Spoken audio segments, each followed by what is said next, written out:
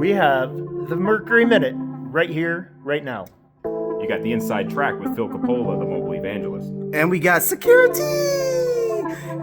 We don't know what we're going to talk about, but we're all in the same place at the same time, and so why would we not?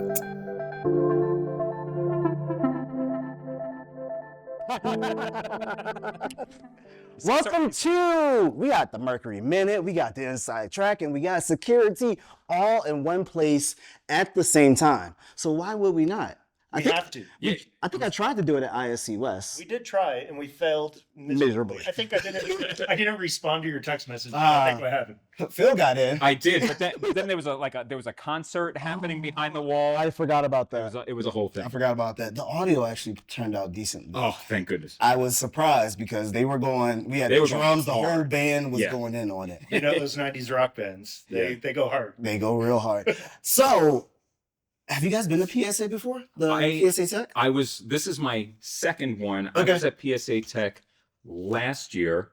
The location escapes me because I do a lot of traveling as you do. Yeah. But I feel like this one, oh man, fantastic. The quality of the conversations was awesome. Were you here last year or is this your first one? This is brand new. All right, so we're both two amateurs right here. Yes, I didn't get the little tag that said first time. I didn't either. I didn't get it either. But it's cool. The training that they do here, like what an experience, what an opportunity for integrators to bring all their people. Yeah. And sit down in one space and have all these manufacturers in one spot and just educate and learn. I don't know anything else like it. Yeah. I feel like it's insane how much they actually go in on the training aspect. I mean, there's so many rooms that are blocked off in this huge hotel, and how many people actually showed up? What's been your take? So you've been here before, Yes. right? So what's kind of been your takeaway over the last couple of days? I think that it's been an incredibly fun experience. Like I was just thinking about last night with the drag racing. With the tiny cars. Drag racing with tiny cars, 50s band, everybody was dressed up, the food's been fantastic, the venue's great, and to your point, the quality of the educational content and the desire for the individuals that are here to really take advantage of that. Yeah. You know, I ran into some folks from a customer of ours out in Hawaii. I'm like, there are people coming from Hawaii, Texas, New York, New Jersey, Florida, all over Literally the all place over. coming here, and they really are taking advantage of it. Unlike a Vegas where you're kind of going for the show, but are you going? Are you though? You know what happens in Vegas? You know, you're going out there to have a good time. This, however, is like I feel like the quality of the education has been top tier. Yeah, it almost feels curated, but I guess maybe that is because they have this network of integrators, so maybe that contributes. But not all integrators are part of the PSA network that are here, so there's also that aspect of it. It's interesting.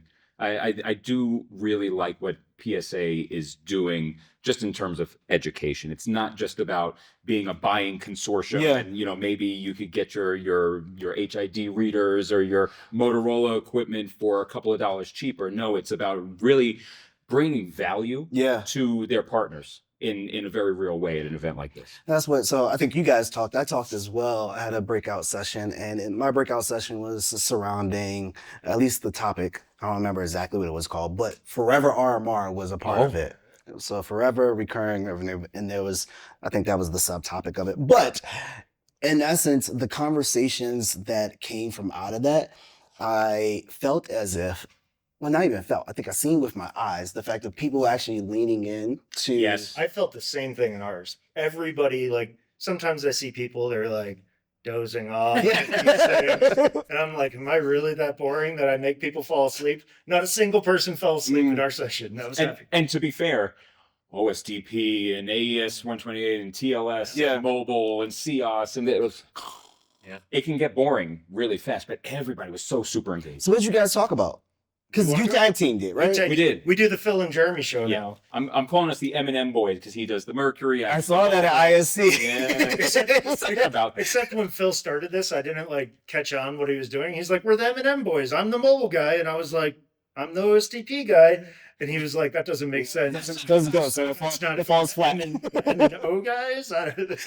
Well, we have I caught on after that. Yes, we have to change our avatars right now. At the beginning of our presentation, we're like action figures, like AI action yeah. figures. I feel like we should be M&M Yeah. characters. I'll like be the M&M peanut. Yeah. I'll be the purple one. You could be a purple M&M. That's good. You guys should do it. I wonder what the faces will end up with. Probably very, very strange. A nice face. Nice face. Yeah. So what we talked about Yeah. is it really boils down. We've been talking about this a lot lately, and it's going to continue for a long time. It's around end-to-end encryption, security, best practices in the industry. So how do we sell solutions, deploy solutions, configure solutions so they're secure all the way from the far edge where you're swiping your card all the way to the access control software? And that ties in with video and other edge devices. And there's more of a play and more overlap with IT these days. Yeah. Very much so. And so this convergence of OT, operational technology, IT, and us being sensors out at the edge now, I think we need to talk about this more. And it's always been a very complex thing for people to understand. It is, yeah. But we need to understand it. And there's opportunity for end users and for integrators to talk about this and improve systems, because the world is getting more and more dangerous and cyber criminals are getting more and more sophisticated. And I think it's good that we can have these conversations. Well, and especially in the world of AI and like the advancements in AI. And by the way, artificial intelligence has been a major theme running throughout this entire event. But you look at these models that are now super smart, super intelligent, and can find vulnerabilities way faster than even the most nefarious of hackers. And what's happening now is people are recognizing this and saying, all right, I'm going to unleash a model on this attack surface and see what I can find. And so now the threat landscape changes entirely. Going back to our conversation, though, as we start to educate or be more in front of these types of cybersecurity related issues, it's also an opportunity for us to reinforce best practices. It is. Right. And sort of like cover the foundational basis. You know, I'm always surprised, maybe is the wrong word, but I'm always surprised by, you know, the systems integrators, end users, not truly understanding not just what a credential is, what a card format is, what encryption key is, how all that stuff works. And when you understand this and you have that foundational layer, now we can start talking about things like AES and TLS. You have to build up this level of education. And I feel like we've, as manufacturers, we could have been doing a better job of education over the last X number of years, but now that the world has taken to evangelists, this is our job, is to make sure that we can evangelize and get the information out into the world. All right. I'm guessing that you see this on your side too, with different OMVIF profiles and what these things, there's so much opportunity to educate. Very much so. Yeah. What I recently found out when I was at ISC is that OMVIF has, I think they call him an ambassador. I forget his name. But him and I had great conversations. I think he also used to do forensics stuff, such as what I used to do. And so I was very like, oh man, we should sit down and have a conversation just about that. So to your point, and just kind of slightly shifting a little bit, let's talk about the state of the evangelist. Because I feel as if more and more companies, although the role has been out for a very, very long time. So you got, what's the guy's name? Guy Kiyosaki, I believe is his name, who started out with Apple when Steve Jobs came back and kind of helped reinvent Apple. And so there's always kind of been this evangelist happening within the tech industry.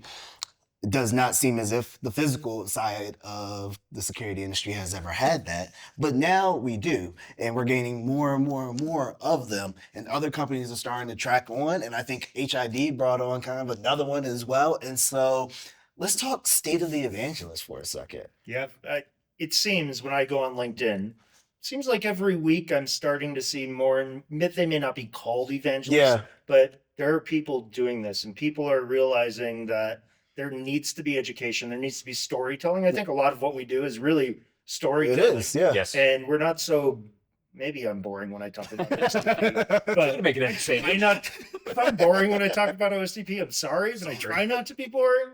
I'll swear from now and then to Just to wake you up. yeah, just be like, oh, what did he say? He's not boring, but I think there's so much opportunity, and manufacturers are finally catching on and saying, look, we can't just send people data sheets and cut sheets and expect them to read it and understand these complex things. Yeah. So in my opinion, I think we're going to see more of this, and it's going to happen really soon for a lot of other manufacturers. I fully agree. I think it's really good for the industry in general. Mm-hmm. I think it's been a boon for HID. If I can shout you out a little bit and not make you embarrassed or blush, but it's really hard to get excited about a red board with blinky really red lights. Boring thing. Yeah, it's like, oh, OSDP, TLS. Yeah. So a lot of the boards went sexy. from the boards went from red to green to red to black, and what's really the difference? And you can talk about this, but the challenge is it can become very boring, it can become very dry, and what ends up happening is the industry ends up floating down to the lowest common denominator. Mm-hmm. That's what we see all the time, like with Wiegand wiring still being used, or prox cards in my world still being used. It's like, why are you doing that? Oh, well, it's easy and I don't know any better. And the reason why they don't know any better is because as an industry, we haven't really done a great job of getting that education out. And I think brands at HID, Motorola, and several others are starting to realize that if you put a face to the product, and that face can be interesting, I guess I have an interesting face. My mother always said that I had a face for radio. There's two ways that can be I taken. thought you were going to say my mother said I have an interesting face. She did. But if we can put a face to the product, interesting or not, and have that face be a good storyteller and really explain to folks the why behind the shift, then people's light bulbs start to go off and they go, oh, OSDP is not as scary as I thought it was. Do I have to read through 50 pages of technical jargon? No, you can call Jeremy. Oh, mobile access. Yeah, I heard Bluetooth or NFC. I'm not really sure. My reader's compatible. You know what? I'll just keep selling cards. Or you know what? I see this guy. He's constantly talking smack on LinkedIn. Let me call him. And believe it or not, and I have so many stories of this. I was just on a call yesterday with an end user that basically said, hey, I saw your video on YouTube. Yeah. I spoke to my channel partner, my systems integrator, and they actually recommended that I call you. So you could get the straight information from them, and then we will work with the systems integrator to make sure that they get a solution that's delivered. That's the value, because we all, the three of us, our three companies, we don't sell anything directly to the end user. We're all about just putting out the good information, and so that it's the old phrase, a rising tide lifts all ships. Yes. What are you seeing? So to your point, over the last several weeks, I have received numerous of DMs. Hey, can I get your calendar, right? Can I get on your calendar? Can we have a conversation? Yes, the answer is yes. But prior to that, I would say once again, it's probably been about the last 4 weeks, for about the last month, and just different, whether they are end users or companies that just want to know more. So I'm having these, but it's been spun off from the content that's being put out. Yes, 100%. And so that leads me to another question. What do you think?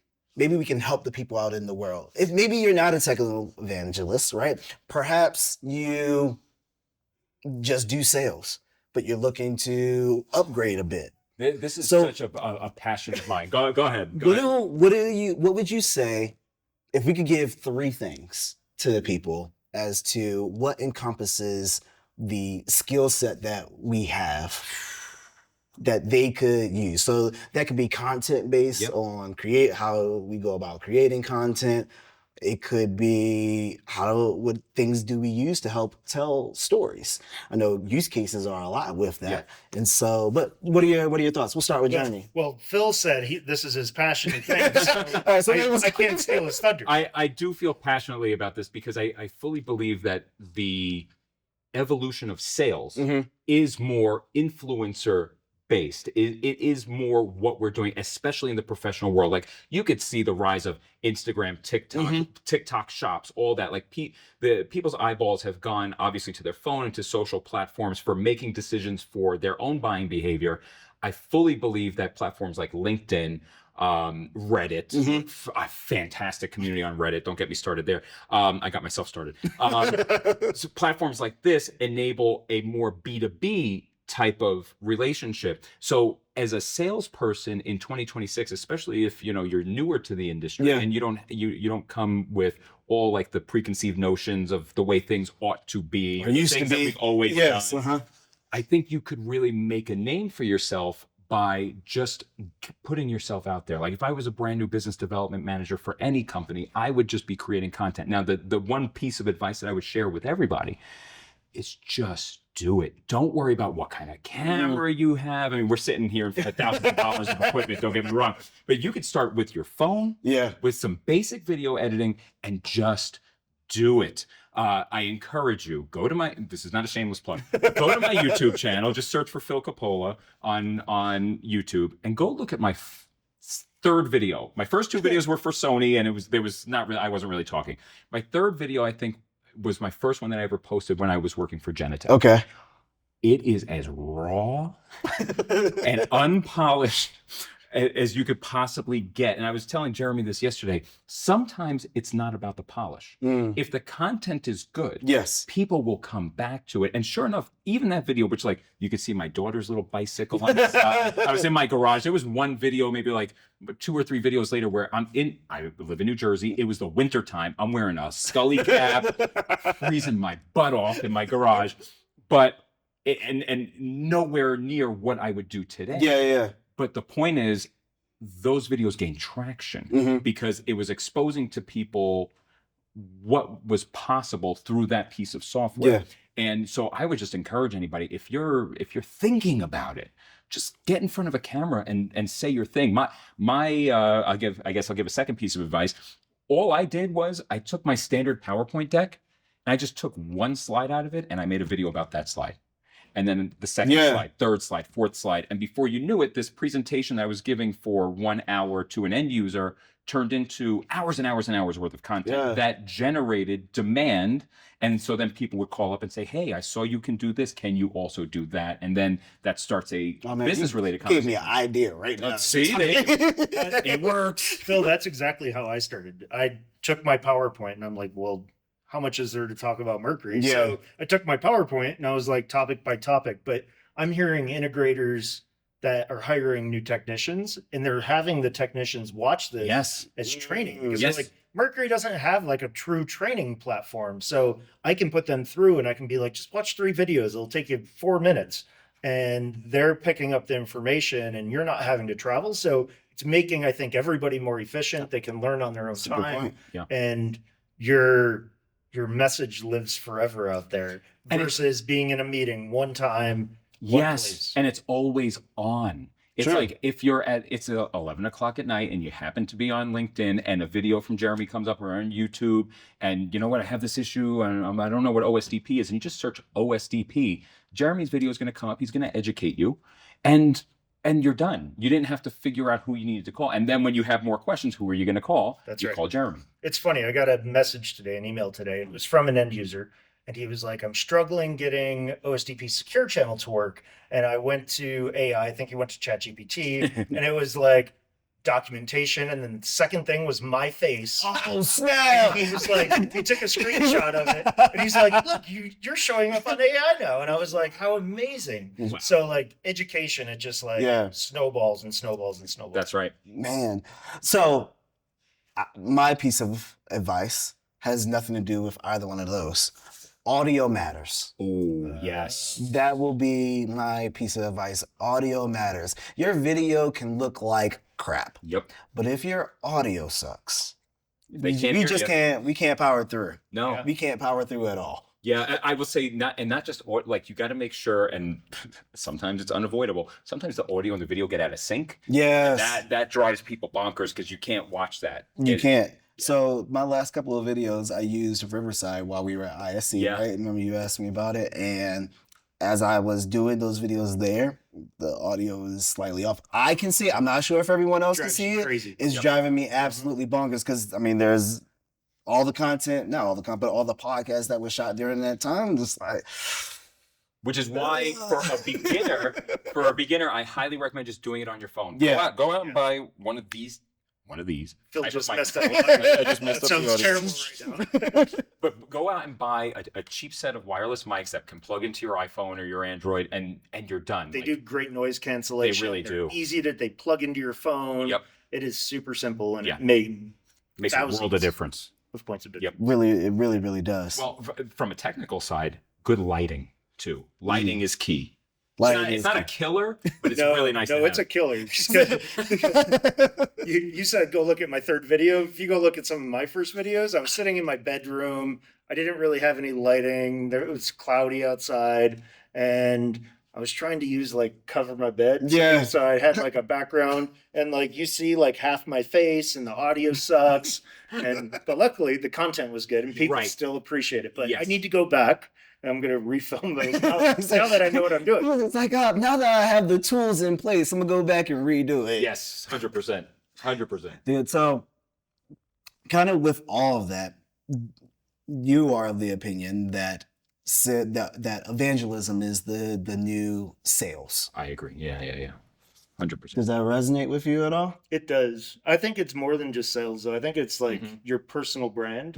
Yes. So today, Motorola and HID and Mercury, in 10 years, we may work for somebody else, but our brand, it's like an ongoing resume. Like you imagine going and talking Yeah, I haven't to thought about that. a Yeah. potential new employer, and they can be like, holy cow, they make some good stuff. Like I know exactly what I'm getting. So I think there's a lot of personal brand stuff Well, that comes with it too. and also with that, there's documentation. How many posts Yeah. I've made, how many reactions, how many impressions, how many comments, how many people clicked my links. Yeah. So all of that stuff is encapsulated versus, sort of the older school way of sales. You reach out to somebody via email, maybe they get back to you, maybe you have a conference call, maybe you meet them at a trade show, you get a card, there's a lot of follow-up. It's very hard to document that. Yes. Whereas with what we're doing, being more digital, being always on, it's way easier to document and really to show your value, not just to your organization, but in industry-wide as well. Yeah.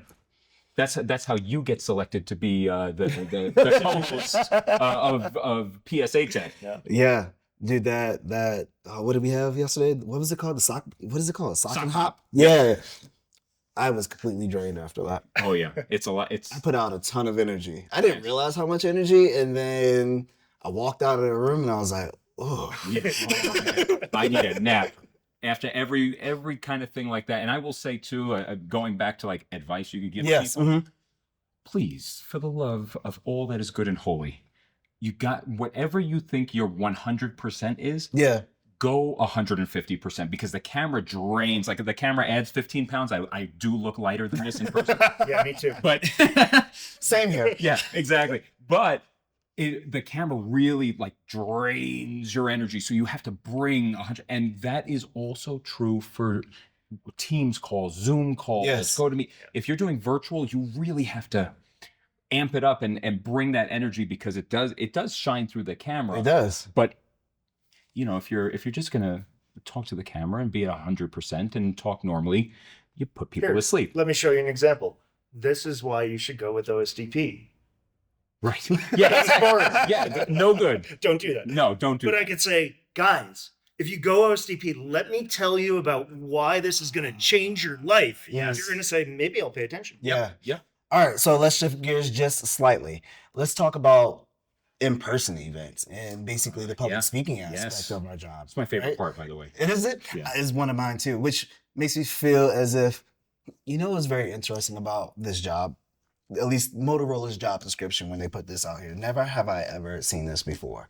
In the jobs, and I still have it, it requested or asked or was okay with, please have theater experience. Oh. That's interesting. Did you have theater experience? A little bit. I had zero. Oh, you- I don't have any theater I did. experience. Let me took my own horn. All right, tell I- us more. I won best comedian in a show when I was in high school. Did you really? And I was the mascot at RIT. Oh, So there you go. now you know why I'm so crazy. Somebody go find pictures. I need to see this. Where's the receipts? But for you, no, Jeremy's already talked. So for you, as far as the public speaking aspect, how do you go about preparing Yeah. and then executing?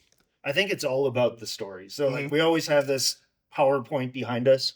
I try to have 0 words on my PowerPoint. Okay. Yeah. And it is just like, it's probably more for me just to like keep me organized. But I know my story, I know my content, I know the message that I want people to take away.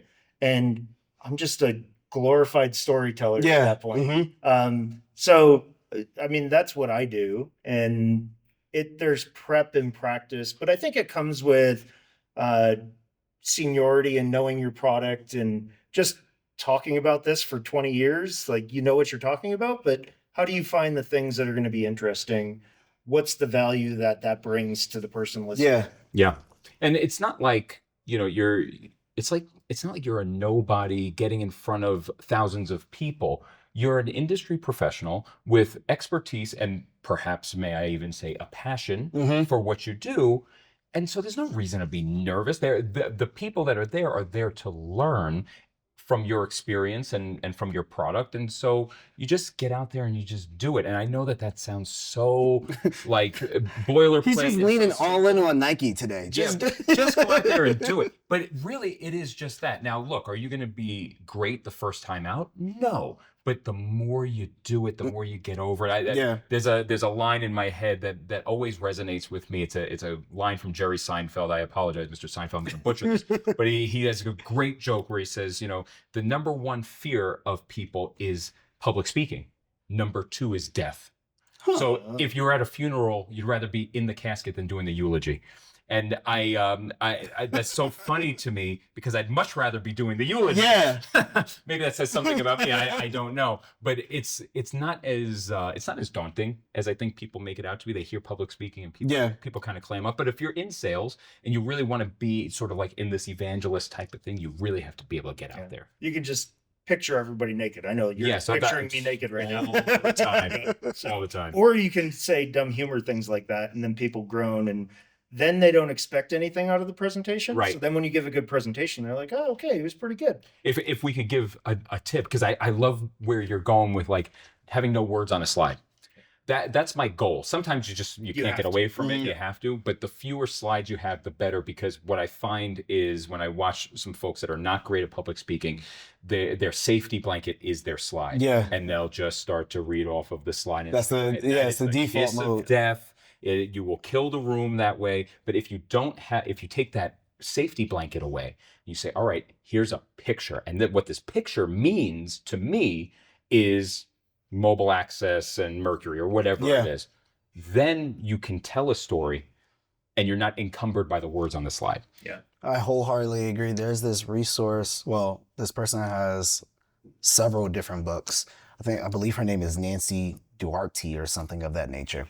And so she goes all in and has several books around public speaking, around putting together presentations, and the whole minimalist factor is part of that. And so I do have words on the slide, but there is, especially if it's one that I have put together and is not so Pelco or Motorola driven, because a lot of times where we speak at, you have to speak in abstract. So for example, at PSA, I had to speak abstractly. Now, I'm talking about problem that Motorola can solve or that Pelco can just add Pelco to it, right? But not having it actually on the screen itself, I think provides more value. Once again, as you said, it's the picture, it's the mental picture that you put with that, even if the words are minimalistic, that I believe stands out. Yeah, absolutely. If I have to put words on a slide, or if there's going to be a technical slide, I will speak to it, but I know that somebody's going to come up to me at the end and say, hey, can I have a copy of your slide deck? So now all the information is already encapsulated in there, but I didn't belabor the point and read every single word. I have a question. You just did okay. Yeah. So I say, that's the Mercury Minute. Stay open and stay secure, my friends. See you all next time. What do you have a little tag? Oh, typically it's like, I'll do like the common influencer thing where I'll be like, hey, Xander, thank you so much for having us on. If you'd like to learn more about Xander, his contact information will be below. If you like this video, make sure to smash that like button, hit subscribe, and we'll see you on the next one. That's what you always say. We'll see you on the next. But you got to point while you do it. You have to. Right at the camera. I don't have one for Motorola as of yet. But if I'm being fair, please watch till the end. Like, I don't even know if people ever even get that I far. know. Which, I mean, Attention spans are short. so question for you, maybe make this the last question. Data, right? So data on the content that is being created. So for me, at least at Motorola, our two lanes that we operate in is the public speaking aspect, and then we double down on content creation. And so for that being the content creation piece with all the data points that comes in, the analytics that come in, how much attention do you give to that?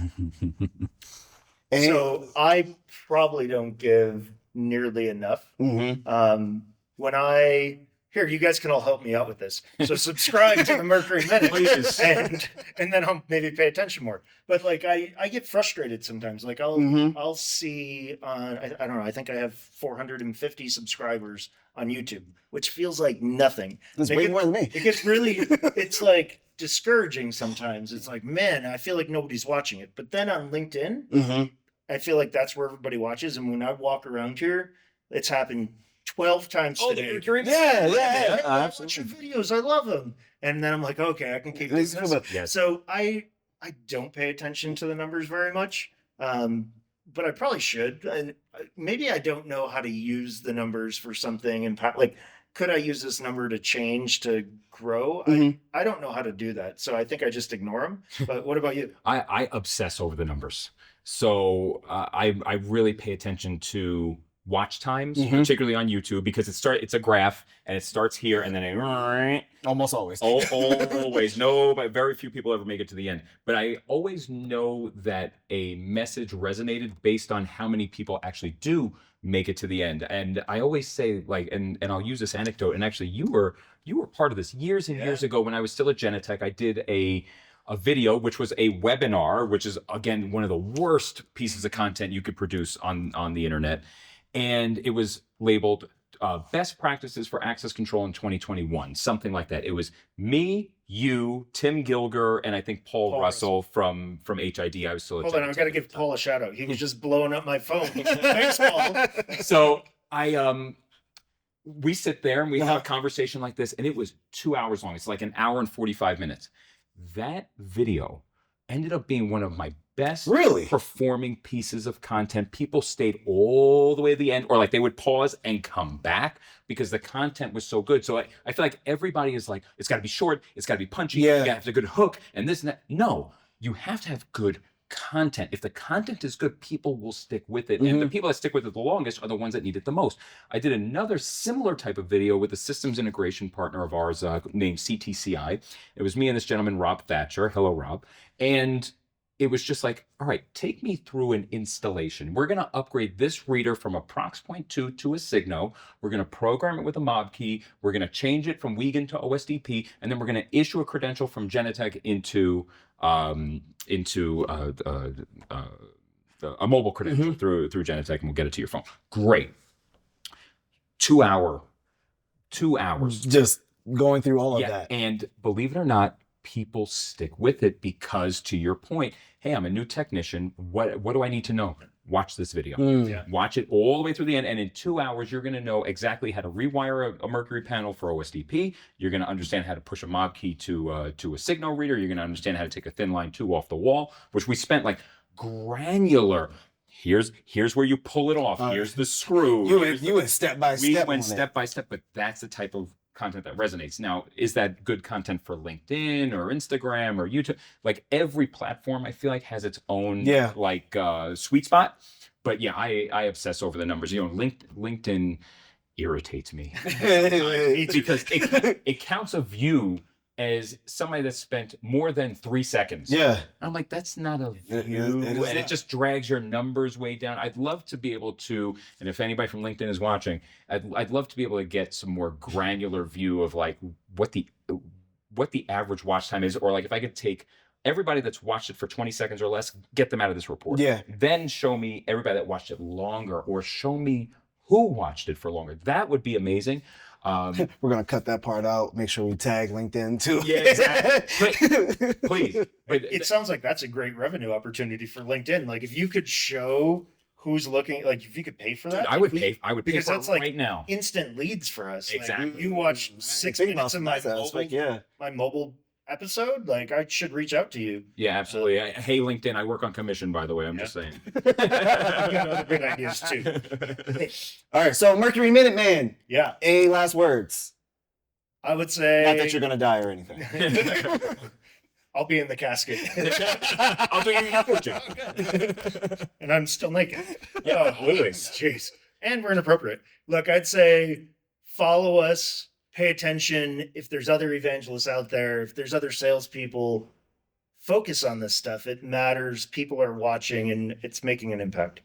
Yeah, I reiterate that to my brothers and sisters out there that are evangelists, like the three guys sitting at this table, Bear with Hanwha now, Vinny, Pione, you should definitely follow his content. He's more on the systems integrator side. So if you really want to see how like a systems integrator does it, he's a great resource. Kind of his content's cool because like at ISC, he goes to like all the manufacturers. Right. And then he does like a quick, you have 30 seconds to tell me what's cool about your platform. Yes. So it's like super fast, but it's like you were at the show and you didn't have to deal with all the mess. Yes. Yeah. I love his content. Guys like Benji, the Door Dork, Chad Cooper, with CCTV fails and folks like this. I really appreciate those guys. And we actually have a text string together where we kind of share information or like, best practices, tips and tricks. Hey, does this work? Does that not work? So I would say like, if you're interested in getting into this, feel free to reach out to us. Clearly we're open books here. And ultimately my goal is, obviously I want people to buy mobile access, please and thank you.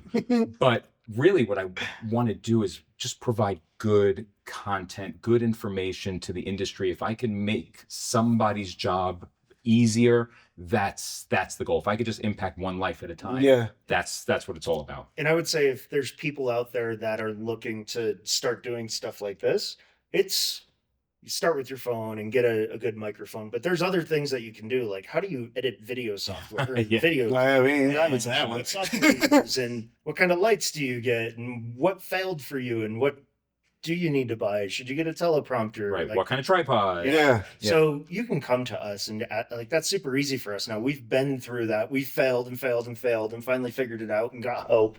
But ask the questions and simplify your life. Yeah, for sure. Well, thank you, gentlemen. Thank you for having I us. appreciate it. Fantastic. Should we end on a clap? You want to do it? We gotta end on the clap. End on the clap. Just add Poco? Can we do it together? Yeah. Ready? Hold on, I'm gonna give the count. So 1, 2, 3, 4. 1, 2, 3, 4. Okay. 1, 2, 3, 4. I got you. All right. Well, ready? I'm ready. Just And we'll see you on the next one. Thanks for tuning in to SecuriTea Evangelist Roundtable Edition. Maybe, yes, no, 6, 7. All right. 6, 7.